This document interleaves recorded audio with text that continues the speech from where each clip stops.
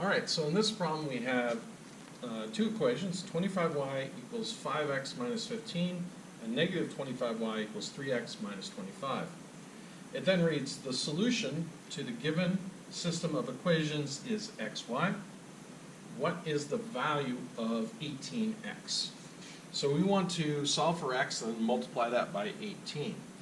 Now these equations are set up so I can just add them together and eliminate y. It's called the elimination method. So let me show you what I mean. So I'm going to rewrite the equations down here. So we have 25y equals 5x minus 15 and negative 25y equals 3x minus 25. Alright, so if I add these together, 25y plus negative 25y is 0. So I'm just going to add these two equations. So this will be 0, so we've eliminated the y variable. That makes it really easy to solve for x. Then we have 5x plus 3x, that's 8x, and negative 15 plus negative 25, that's negative 40, or minus 40. So now I want to get x by itself on one side. I want to get rid of the subtraction of 40, so I'm going to do the inverse. I'm going to add 40 to both sides.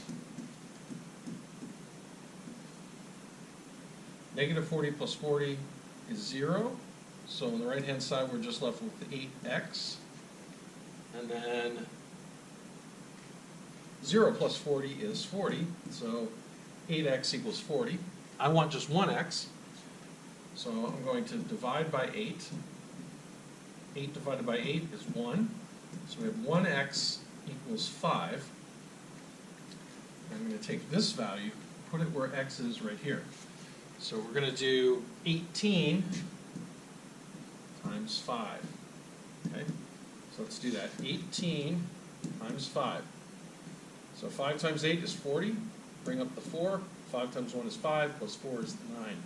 So 18 times 5 is 90.